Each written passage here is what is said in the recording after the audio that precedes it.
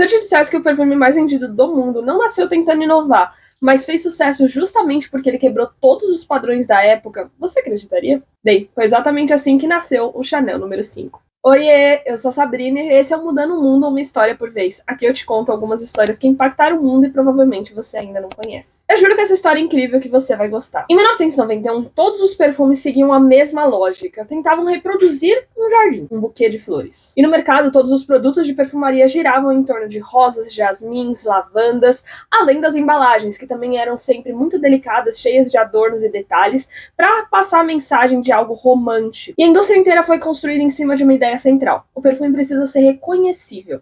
Mas de que maneira? Você sente, consegue identificar exatamente qual era a flor daquele perfume. Mas aí veio a Coco Chanel, que veio de um momento já de ruptura, desde a época da moda, onde ela mudou exatamente as roupas que as mulheres utilizavam. Ela começou a criar roupas mais simples, sem espartilho, mas obviamente que quando ela decidiu criar um perfume, ela não queria fazer mais do mesmo. Ela queria redefinir o que tinha no mercado. Aí vem o detalhe especial. Ela queria um perfume que não cheirasse a flores, que cheirasse a mulher. Isso parece um pouco simples pra gente hoje, mas naquela época era uma contradição total, porque não tinha uma referência do que era o cheiro de uma mulher. Ninguém conseguia associar esse cheiro exatamente a algo. E exatamente por isso que ela escolheu percorrer o caminho que ninguém espera. E ela foi extremamente inteligente, porque para criar algo, você precisa se associar com quem pensa da mesma maneira que você.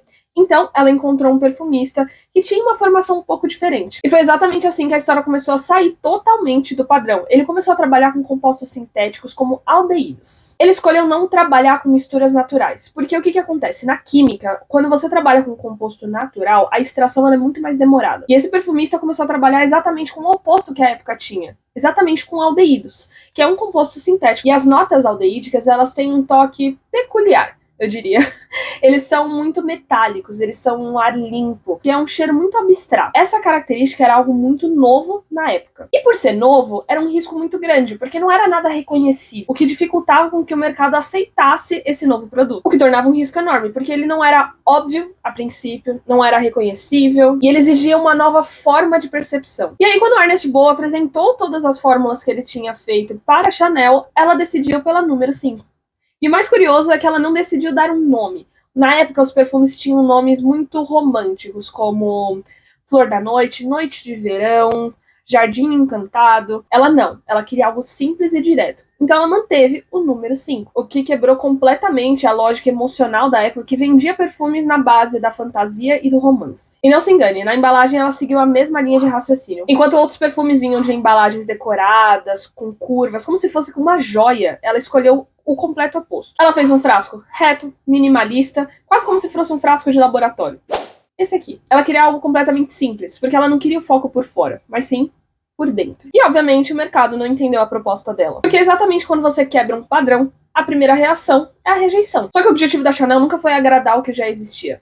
Ela queria criar uma referência. E quando os anos foram se passando, o que antes parecia estranho se tornou desejo. Exatamente porque depois de algumas décadas, a Marilyn Monroe em uma entrevista foi perguntado o que ela utilizava antes de dormir. E ela disse que eram apenas algumas gotas do Chanel número 5. Mas o mais interessante dessa história não é o sucesso do Chanel número 5 algumas décadas depois, mas sim entender exatamente o que aconteceu ali. Mas agora eu queria te mostrar o lado da neurociência em tudo isso. O seu cérebro vai sempre gostar do padrão. Ele vai sempre gostar do que é familiar, para ele poder repetir exatamente isso. Porque isso faz com que ele gaste menos energia, reduza os riscos, tenha mais previsibilidade e, ao mesmo tempo, tenha menos sobrecarga mental. Só que esse mesmo mecanismo que te protege também pode te limitar quando você quiser criar algo novo. Porque se você só melhora o que já existe, você evolui dentro de um limite. Mas quando você questiona o padrão existente, é aí que você muda o limite. E é exatamente aqui que entra o que eu sempre te digo, não é fazer mais vezes, mas entender o porquê está sendo feito e o que você está fazendo. Porque se você continuar repetindo um erro, você nunca vai sair do lugar. Mas quando você repete com constância, corrigindo onde estão os erros,